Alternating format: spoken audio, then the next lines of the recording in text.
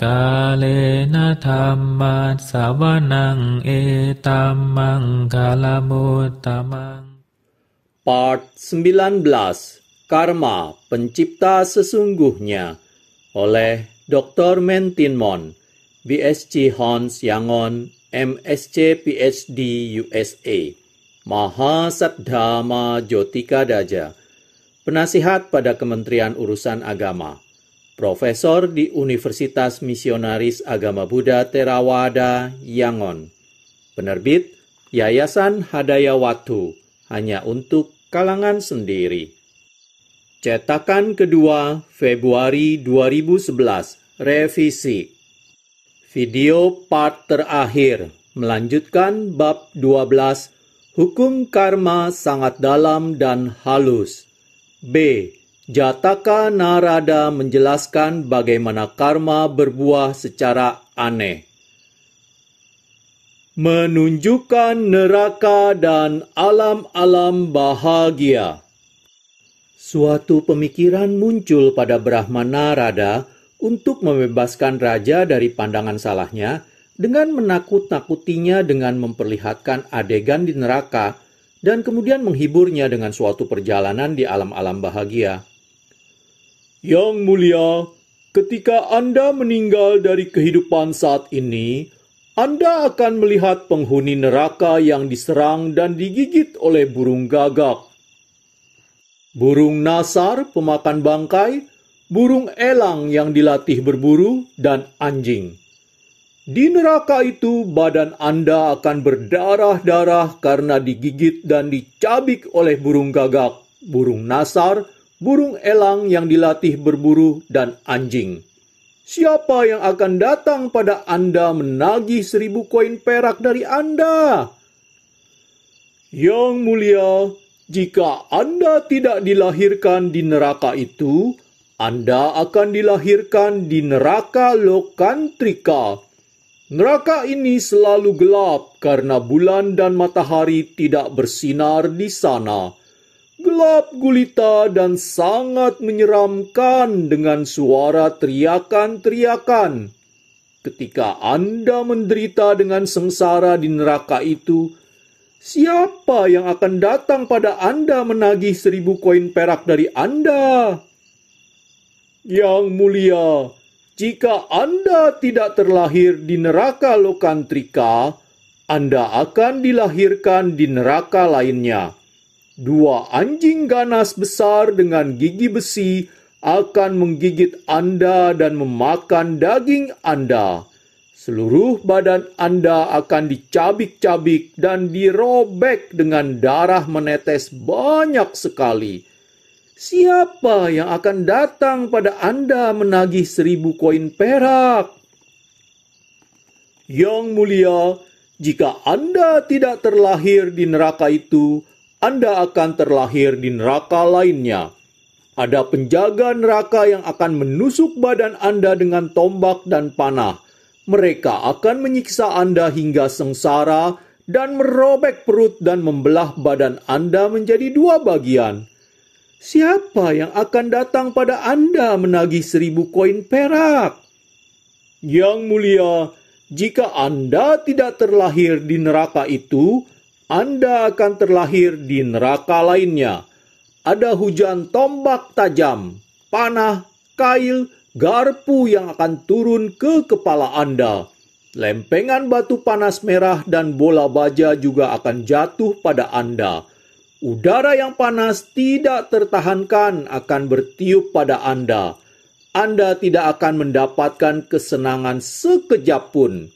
Ketika Anda menderita sengsara di neraka itu, siapa yang akan datang menagih 1000 koin perak dari Anda? Yang mulia, orang yang melakukan seks salah dengan istri orang lain dan istri yang menikmati kesenangan seks dengan laki-laki lain selain suaminya harus memanjat pohon berduri besi baja tajam yang akan memotong kulit dan daging mereka. Penjaga neraka juga akan menusuk mereka dengan tombak. Dengan badan berdarah penuh luka, mereka harus memanjat pohon berduri itu lagi. Dengan luka-luka itu, Anda akan sangat menderita, bernafas dengan berat dan letih. Siapa yang akan datang ke neraka itu menagih 1000 koin perak dari Anda? Yang mulia, pohon di neraka mempunyai pisau tajam, pedang, paku besi panjang. Mereka tumbuh tinggi menyentuh awan. Anda harus memanjat pohon-pohon itu. Anda akan jatuh dari pohon itu ke suatu arus yang disebut Wetarani. Arus air ini adalah besi panas yang meleleh, yang ditutupi oleh daun lotus tajam seperti pisau. Anda harus berenang dengan sengsara di arus itu. Siapa yang akan datang ke neraka itu menagih 1000 koin perak dari Anda?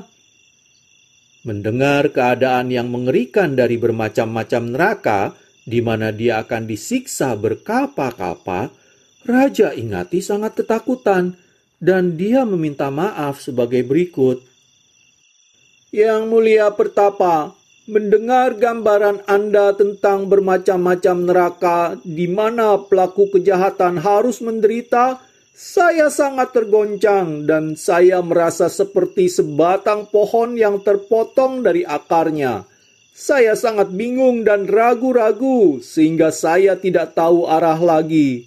Saya merasa sangat menyesal berkali-kali dan saya benar-benar takut. Saya sudah melakukan perbuatan-perbuatan jahat. Yang mulia Pertapa, maukah Anda menjadi objek pemujaan dan penghormatan saya? Tolong bimbing saya dan tunjukkan jalan menuju ke alam-alam bahagia sebelum saya jatuh ke alam-alam sengsara.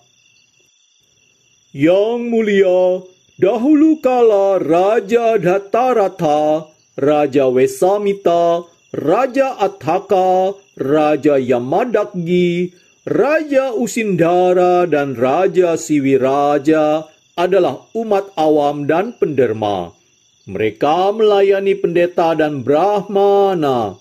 Ketika mereka meninggal, mereka terlahir di alam-alam bahagia. Yang mulia, hindari kejahatan dan perbuatan tidak adil.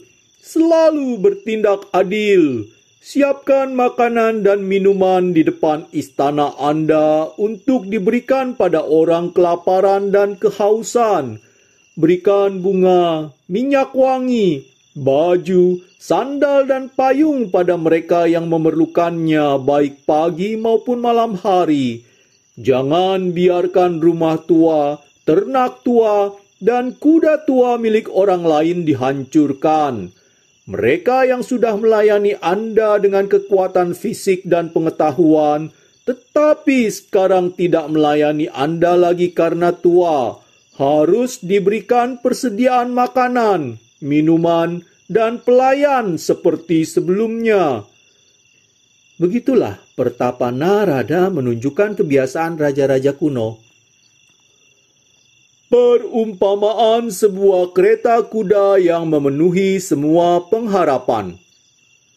Bodhisatta Brahma Narada setelah menggambarkan tentang pemberian derma, ajaran tentang moralitas pada Raja Ingati, melukiskan perumpamaan sebuah kereta kuda sehingga raja itu bisa mengerti dan menghargai. Yang mulia, anggaplah badan Anda sebagai kereta kuda, pikiran Anda sebagai sais kereta, cinta kasih sebagai as roda kereta, kritik yang membedakan benar dan salah sebagai beban bawaan, kaki Anda sebagai roda kereta, tangan Anda sebagai pegangan tangan pada kereta, perut Anda sebagai bagian tengah roda, dan suara Anda sebagai suara kereta. Yang mulia, anggaplah kebenaran yang Anda ucapkan sebagai kualitas konsisten kereta, ucapan yang harmonis tanpa fitnah sebagai bendera yang dipasang di depan kereta, kata-kata yang lembut dan ramah sebagai fungsi memperlancar bagian kereta, kata-kata yang berharga dan pantas yang Anda ucapkan sebagai hiasan kereta.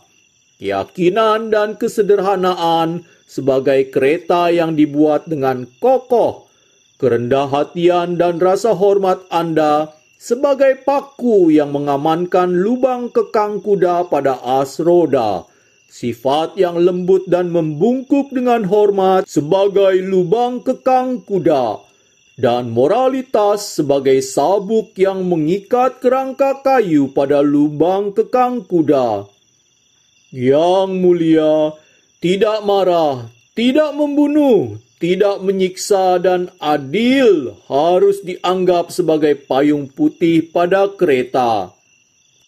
Juga anggap pengetahuan luas sebagai sandaran punggung, ketenangan batin sebagai lantai kereta, mengetahui waktu yang tepat sebagai hiasan kereta yang unik, keberanian sebagai bantalan yang ditempatkan di bawah kerangka kayu, kesadaran sebagai tombak kereta, dan konsentrasi mental sebagai tali yang ditarik sais.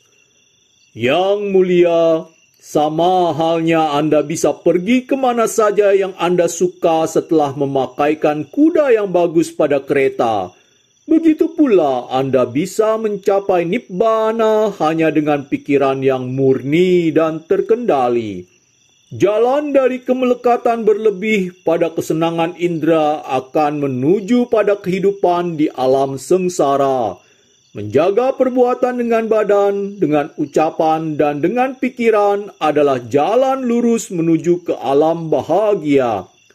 Bila kereta yang mewakili jasmani berlari di jalan mendapatkan objek yang bisa dilihat, suara, bau, rasa, dan objek yang bisa diraba, ini harus dikendalikan oleh dorongan kebijaksanaan sehingga tidak akan bergoyang dan berayun dari satu sisi ke sisi yang lain. Dalam hal kereta mewakili jasmani, pikiran Anda adalah saisnya. Yang mulia, jika Anda membina dengan baik praktek yang baik dengan ketenangan dan kesadaran yang baik, Anda tidak akan pergi ke alam sengsara, tapi ke alam berbahagia dengan kereta itu. Brahma Narada menasihati Raja Ingati dengan cara ini dan membuat dia melepaskan pandangan salahnya, membuat dia menjaga moralitas, membuat dia meninggalkan teman yang buruk, membuat dia bergaul dengan teman yang baik, dan membuat dia berusaha keras dengan rajin. Brahma Narada memuji Putri Rusa, dia juga menasihati ratu, pelayan perempuan, dan pengikutnya. Kemudian dengan kekuatan supranatural yang hebat, dia pergi ke alam Brahma, menunjukkan pandangan yang menakjubkan pada semua orang. Mengakhiri cerita Jataka yang khas ini, Raja Ingati menjadi pertapa Uruwela Kasapa pada zaman Buddha Gotama. Menteri Alata menjadi Dewa Data. Menteri Sunama menjadi Baddasi. Menteri Wijaya menjadi Yang Mulia Sariputta. Orang miskin Bijaka menjadi Yang Mulia Mahamoggalana. Heretik telanjang Kasapa menjadi Pangeran Sunakhat keluarga Likhawi. Putri Rusa menjadi Yang Mulia Ananda, dan Brahma Narada menjadi Buddha Gautama. C. Mengapa beberapa kaya dengan perbuatan buruk dan beberapa miskin meskipun berbuat baik? Pada saat ini, banyak orang yang kaya dengan perbuatan buruk dan juga banyak orang miskin meskipun melakukan perbuatan baik. Di salah satu bagian dari kota kami, Bapak Nakhet melakukan usaha dengan cara tidak bermoral. Toh dia sangat kaya dengan sebuah rumah yang besar dan mobil yang bagus. Di lain pihak, Bapak Hla Aung adalah seorang guru SMA. Dia mendapatkan banyak kesulitan mengajar muridnya, meskipun dengan kehendak yang baik. Dia menjaga peraturan moralitas sabat, toh dia tetap hanya menjadi penyewa dan hanya hidup dengan satu penghasilan. Bagaimana kita menjelaskan masalah ini? Mereka bisa dijelaskan dengan mudah menggunakan prinsip ekonomi. Jika Bapak Bucket berdagang dengan bermoral atau tidak bermoral, yang menghasilkan banyak untung, dia akan kaya. Sedangkan Bapak Klaong gaji sebagai guru rendah dan dia tidak melakukan pekerjaan lain untuk menghasilkan uang tambahan, sehingga dia akan miskin. Jika dia bekerja keras menjadi guru les yang terkenal, memberi les pada banyak murid, dia akan segera menjadi kaya. Tetapi dari sudut pandang karma, Bapak Bucket mengumpulkan banyak karma buruk yang akan mengirimkannya pada alam sengsara. Masa hidup manusia sangat pendek. Setelah menikmati hidup sebagai orang kaya untuk beberapa tahun, tetapi jika di kehidupan berikutnya seseorang harus menderita di alam sengsara berkalpa-kalpa. Ini benar-benar tidak berharga dan tidak bermanfaat, dan ini seharusnya tidak dilakukan. Bagi Bapak Laong, dia mengumpulkan karma baik yang akan membuahkan hasil menyenangkan di banyak kehidupan yang akan datang. Kita tidak boleh berpandangan pendek, hanya melihat kesejahteraan saat ini. Kita harus berpandangan jauh, merencanakan banyak kehidupan berikutnya yang berbahagia. Kita sudah melihat dalam Jataka Narada bagaimana anehnya karma membuahkan hasil. Orang miskin bijaka di kehidupan lampaunya dulu mencari sapi jantan yang hilang ketika seorang biku menanyakan arah jalan yang benar. Ketika biku itu menanyakannya lagi, dia dengan marah mengatakan, "Apakah kamu anak laki-laki seorang budak? Kamu berbicara begitu kasar. Kamu pasti anak laki-laki seorang budak." Jadi dia melakukan perbuatan buruk yang serius dengan ucapan. Tetapi karma buruk ini tinggal tidak aktif di arus batinnya seperti bara api yang ditutupi abu. Sedangkan karma baik lainnya membuahkan hasil, menghasilkan kehidupan berbahagia. Hanya ketika orang kaya bawa meninggal, karma buruk itu mempunyai kesempatan mengakibatkan suatu kehidupan baru, membuat kehidupan miskin bijaka terjadi. Sebagai anak laki-laki seorang budak perempuan. Di kota Rajagraha, tukang jagal babi Cunda tinggal dekat wihara Weluwana. Pada saat panen tiba, dia pergi dari satu desa ke desa lainnya dengan kereta barang, menukar padi dengan anak babi. Dia membiarkan anak babi berkeliaran di tanah besar di belakang rumahnya. Dia memberi mereka makanan yang cukup. Dia membunuh babi yang sudah dewasa dengan jahat setiap harinya. Dia mengikat kaki babi pada 4 tiang yang dipancangkan ke tanah. Dia menyumpal mulut babi dengan menyanggahkan sebuah tongkat yang tajam di kedua ujungnya. Dia memukul seluruh badan babi itu dengan pentungan besi yang berat untuk membuat dagingnya empuk. Kemudian dia menuangkan air mendidih ke dalam mulut babi itu hingga airnya keluar melalui anus. Sekali lagi, dia menuang air mendidih ke seluruh badan babi dan menguliti kulit luarnya. Kemudian dia memotong tenggorokan babi itu dan menampung darahnya dengan sebuah ember. Dia memberikan daging babi itu pada istrinya agar dimasak untuk seluruh keluarga. Dia menjual sisa dagingnya di pasar. Begitulah Cunda, hidup senang dengan cara ini hingga 50 tahun. Kemudian dia jatuh sakit. Karma buruk yang dia kumpulkan begitu banyak sehingga karma baik lampaunya tidak bisa menghentikan karma buruk itu membuahkan hasil. Api neraka Awici menyambar dan membakar isi perutnya.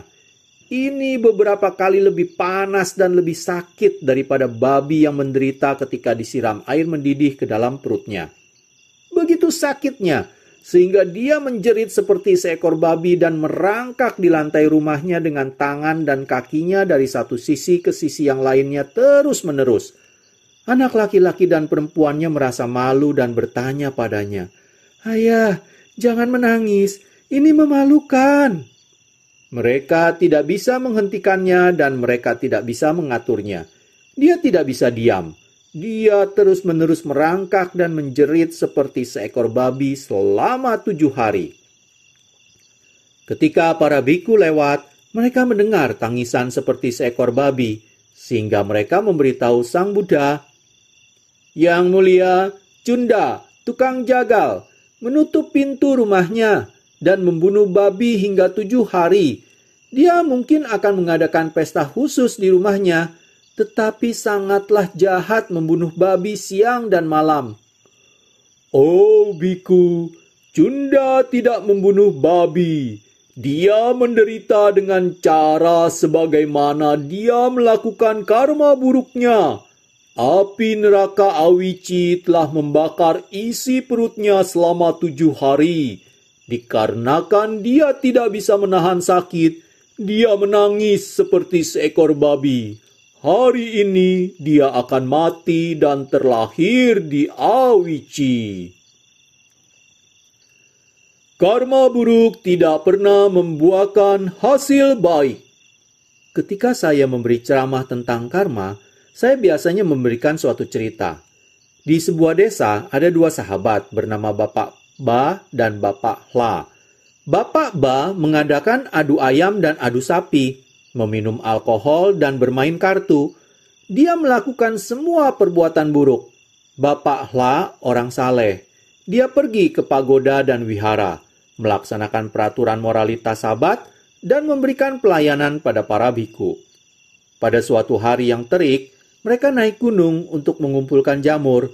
Pada suatu tempat yang curam, keduanya terpleset dan jatuh.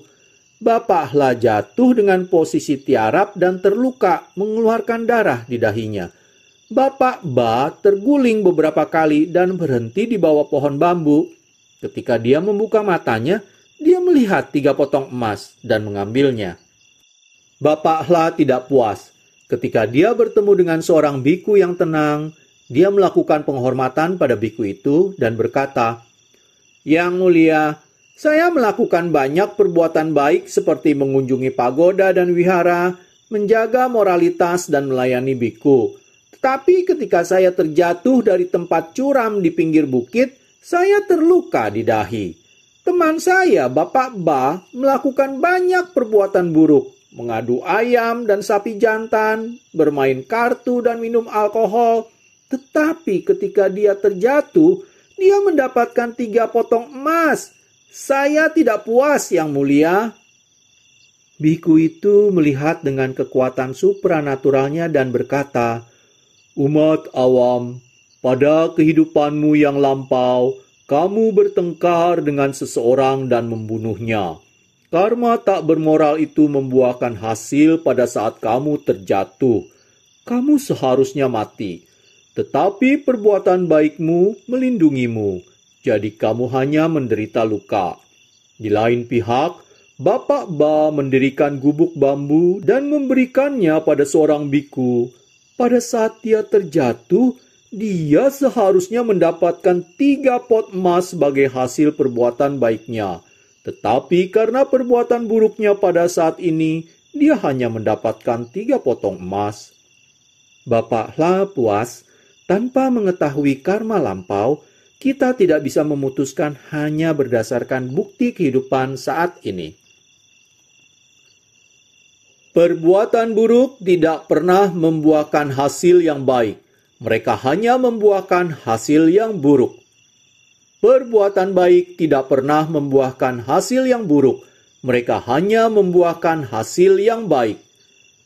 Jangan mengabaikan kejahatan dengan mengatakan, "Ini tidak akan datang menghampiri saya." Setetes demi setetes, bahkan toples air akan penuh. Begitu pula orang bodoh, mengumpulkan sedikit demi sedikit mengisi dirinya dengan kejahatan. Dhammapada 121. Jangan mengabaikan perbuatan baik dengan mengatakan, "Ini tidak akan datang menghampiri saya." Setetes demi setetes, bahkan toples air akan penuh. Begitu pula orang bijaksana, mengumpulkan sedikit demi sedikit mengisi dirinya dengan kebaikan. Dhammapada 122.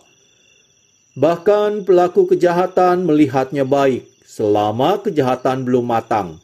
Tetapi ketika membuahkan hasil, maka dia akan melihat hasil yang buruk. Dhammapada 119. Bahkan pelaku kebaikan melihatnya buruk selama kebaikan belum matang. Tetapi ketika membuahkan hasil, maka dia akan melihat hasil yang baik. Dhammapada 120. Semanis madu suatu perbuatan jahat, begitu pikir si bodoh selama belum matang. Tetapi ketika matang, maka dia akan mengalami kesedihan. Dhammapada 69. D. Menjadi kaya dan makmur dalam setiap kehidupan. Orang ingin makmur dalam kehidupan saat ini. Mereka juga ingin kaya dan makmur di kehidupan yang akan datang. Jika mereka ingin seperti itu, mereka bisa menerapkan hukum karma dan mempersiapkan nasib dan keberuntungan mereka. Mereka bisa memanfaatkan rumus sukses, karma, kebijaksanaan, usaha. Mengembangkan mereka secara bersamaan dan seimbang. Karma adalah perbuatan berkehendak.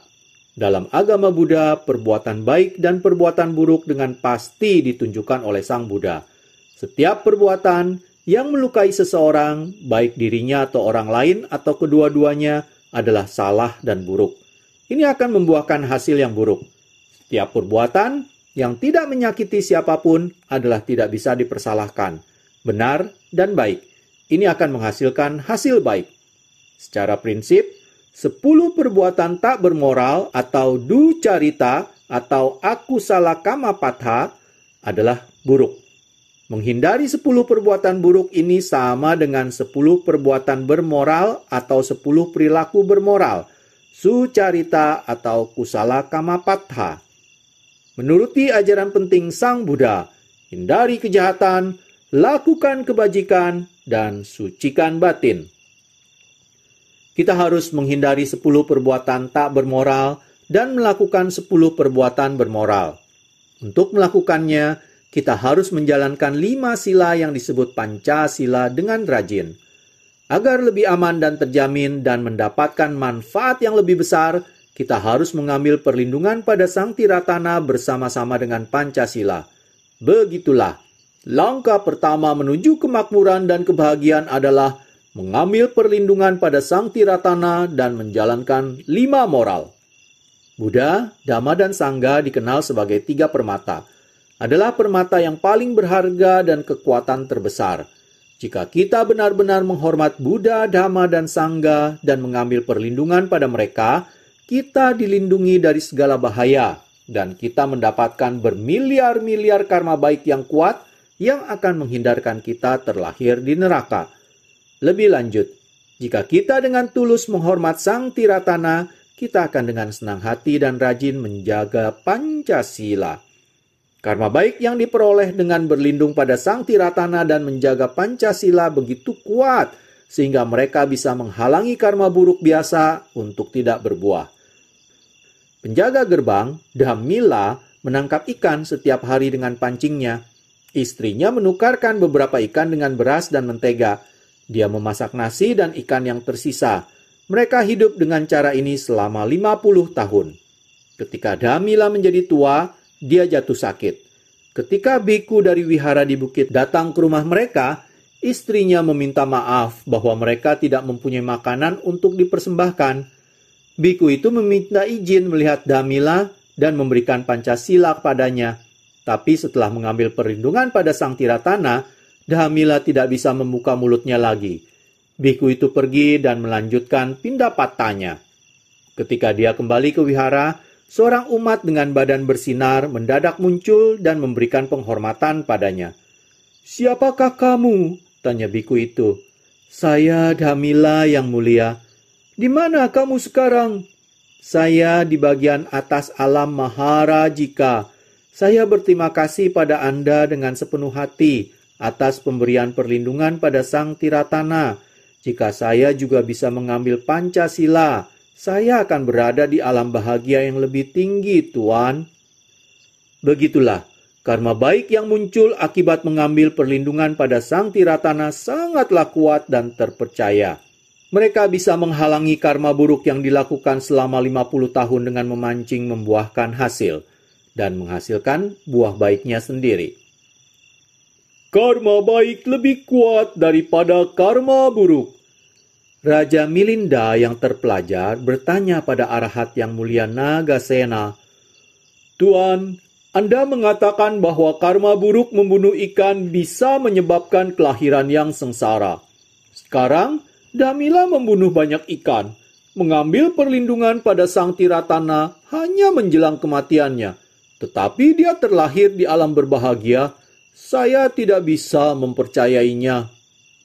Jawaban yang diberikan oleh arahat yang terpelajar ini sangatlah penting.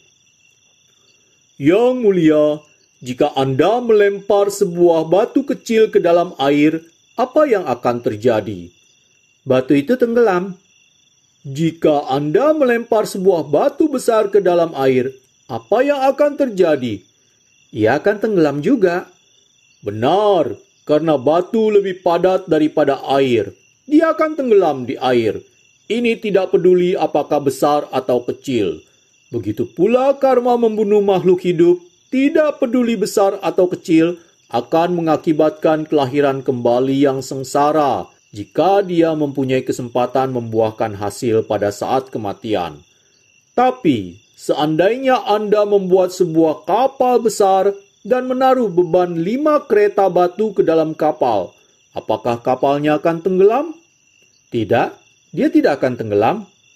Karena dia tidak tenggelam, bisakah dia bepergian ke tempat yang diinginkan? Ya, bisa. Prinsip yang sama berlaku di sini. Karma baik mengambil perlindungan pada sang Tiratana sangatlah kuat. Ini menyerupai kapal besar. Perbuatan buruk membunuh seekor ikan menyerupai sebuah batu kecil. Karena kapal itu bisa membawa banyak batu dan pergi ke tempat yang diinginkan, begitu pula karma baik mengambil perlindungan pada sang Tiratana bisa mengakibatkan kelahiran kembali yang berbahagia, meskipun punya banyak karma buruk. Ini sangat masuk akal, Yang Mulia. Buatlah karma, kebijaksanaan, dan usaha menjadi seimbang. Untuk menyeimbangkan karma, kebijaksanaan, dan usaha, seseorang harus mengetahui sifat tiada banding dari Buddha, Dhamma, dan Sangha, karena mereka objek yang paling mulia dari pemujaan. Karma baik yang dikembangkan dengan menghormat dan mengambil perlindungan pada sang Tiratana sangatlah kuat. Seseorang harus menceritakan pada anak-anaknya cerita yang menggambarkan manfaat berlindung pada sang Tiratana, sehingga mereka akan menghormat Buddha, Dhamma, dan Sangha dengan kebijaksanaan. Jadi untuk membuat anak-anak menghormat sang Tiratana dengan usaha yang besar, mereka harus diajarkan untuk merenungkan salah satu sifat sang Buddha seperti arahang terus-menerus. Ini disebut Buddha Nusati atau perenungan terhadap Buddha. Mereka harus belajar melakukannya dengan benar, karena ini menghasilkan karma baik yang besar. Pada waktu zaman Sang Buddha, seorang anak laki-laki kecil bisa melindungi dirinya dimakan oleh raksasa buruk pemakan manusia hanya dengan mengucapkan Namo Buddhasa. Saya menghormat pada Sang Buddha. Ketika mereka tumbuh lebih besar masuk ke sekolah taman kanak-kanak, mereka harus diajarkan menyayangi binatang dan mengembangkan cinta kasih kepada semua makhluk. Kemudian mereka harus diajarkan menjalankan 5 sila. Sangat penting menghindari pembunuhan, pencurian, berbohong, meminum zat yang beracun, dan melakukan perbuatan seks yang salah, karena ini perbuatan-perbuatan buruk yang berlawanan dengan cinta kasih dan keamanan sosial. Mereka harus diberitahu cerita-cerita penting yang menggambarkan manfaat menjaga moral, yang mana merupakan kualitas paling berharga pada seseorang. Jika seseorang bisa memegang sang Tiratana dan Pancasila dengan tekun, dia mendapatkan yang terbaik dalam hidupnya. Dia tidak akan miskin, dia akan kaya. Dia juga akan mendapatkan kehidupan berikutnya yang berbahagia di waktu yang akan datang. Pada karma, kebijaksanaan, dan usaha, kebijaksanaan adalah pemimpinnya. Kebijaksanaan mendasar yang penting adalah pengetahuan akan karma dan akibatnya. Jadi seseorang harus mengetahui sepenuhnya pengetahuan tentang karma untuk mempunyai pandangan benar atau samadhi. Pengetahuan ini melipat gandakan karma baik dan membuatnya terlahir di alam berbahagia setelah kematian.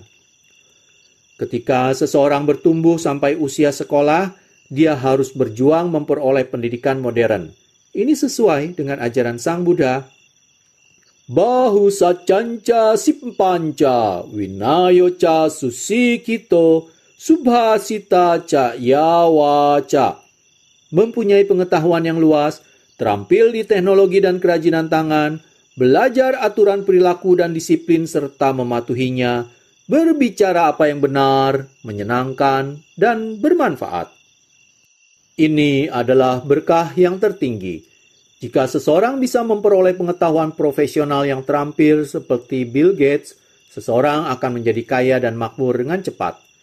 Setelah mendapat pengetahuan yang baik dan pekerjaan yang baik, seseorang harus berjuang mendapatkan berkah tertinggi lainnya.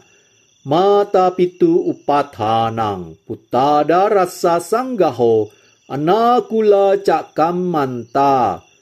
Mendukung orang tua dan menjaga mereka secara dekat, menjaga istri dan anak-anak, melakukan pekerjaan tidak tercela dan baik pada saat yang tepat. Dananca dhammacaryaca nyatakananca sanggaho anawajani kamani. Melakukan perbuatan berderma, hidup benar sesuai dengan dhamma, mendukung sanak famili, melaksanakan aturan moral pada hari Sabat, dan melakukan pekerjaan sosial untuk kesejahteraan orang lain. Ini adalah berkah tertinggi lainnya. Memperoleh berkah-berkah ini sangatlah penting, bisa dinikmati dan terhormat. Semua berkah ini akan mengarahkan pada kehidupan berbahagia berikutnya. Kalena dhamma sawanang, kalena dhamma sakkaca, tapoca brahmacharyanca. Mendengarkan dan mempelajari dhamma, yaitu ajaran Sang Buddha. Mendiskusikan dhamma dengan orang yang terpelajar pada saat yang tepat. Melatih kesederhanaan dengan mengendalikan kekuatan indera. Mengambil latihan mulia dengan mengembangkan moral, konsentrasi, dan kebijaksanaan yang lebih tinggi. Arya sacana dasanang nibbana sacikiriyaca. Merealisasi 4 kebenaran mulia dengan kekuatan jalan kebijaksanaan. Merealisasi nibbana dan menikmati kebahagiaan tertinggi yang abadi. Ini adalah berkah tertinggi yang bisa dicapai dalam kehidupan ini. Agama Buddha masih tumbuh dengan baik di negara penganut Theravada dan ada guru yang berkualitas yang bisa mengajarkan meditator mengembangkan kebijaksanaan tertinggi yang disebut jalan kebijaksanaan. Jika seseorang mencapai kebijaksanaan ini, seseorang akan menjadi orang yang suci, Arya, dan menikmati kebahagiaan tertinggi yang abadi dari Nibbana. Dia akan hidup dengan bahagia bersama keluarganya dengan jaminan yang lengkap bahwa dia tidak akan pernah dilahirkan kembali di alam sengsara. Dia telah masuk arus yang menuju Nibbana dan dia akan mencapainya cepat atau lambat. Mari kita berenang menyeberangi sangsara bersama-sama hingga kita mencapai pantai yang aman. Adalah suatu berita yang sangat menyenangkan bahwa kita bisa mengatur nasib dan keberuntungan untuk mencapai kehidupan yang kita inginkan dengan memanfaatkan energi karma yang lebih kuat dari energi atom. Jika sepasang kekasih dengan kehendak yang sama dan keinginan yang sama dengan tulus melakukan perbuatan baik bersama-sama dan berharap bersama-sama melewati tebal dan tipisnya sangsara, mereka akan bisa bersama dalam kehidupan-kehidupan yang akan datang ketika mereka berjuang memperoleh kebebasan dari semua penderitaan. Pertapa Sumedha dan gadis Brahmana Sumita memberikan contoh dengan melakukan perbuatan baik, mempersembahkan bunga lotus, dan menghormat Buddha di Pangkara bersama-sama, dan berharap bersama-sama sepanjang waktu yang panjang dari 4 kalpa yang tidak terhitung, dan 100.000 siklus dunia yang merupakan waktu terpendek bagi seorang bodhisatta memenuhi kesempurnaan, dan berjuang keras terus-menerus hingga menjadi seorang Buddha. Mereka menjadi suami dan istri di banyak kehidupan, hingga kehidupan terakhir mereka sebagai Pangeran Siddhartha dan Putri Yasodhara, yang menikah dan mempunyai seorang anak, yang mulia Rahula. Mereka semua meninggal berbahagia merealisasi Nibbana. Dengan bantuan properti karma, kita bisa menjadi sangat kaya seperti orang kaya Jotika, atau kita bisa menikmati banyak hadiah dalam bentuk uang atau sejenisnya seperti Yang Mulia Siwali, atau kita bisa menjadi orang dengan kebijaksanaan besar seperti Raja Milinda dan Yang Mulia Nagasena. Atau seseorang bisa menjadi cantik luar biasa seperti Oma Danti, atau seseorang bisa menjadi seorang gadis dengan sentuhan yang lembut luar biasa seperti pancapapi.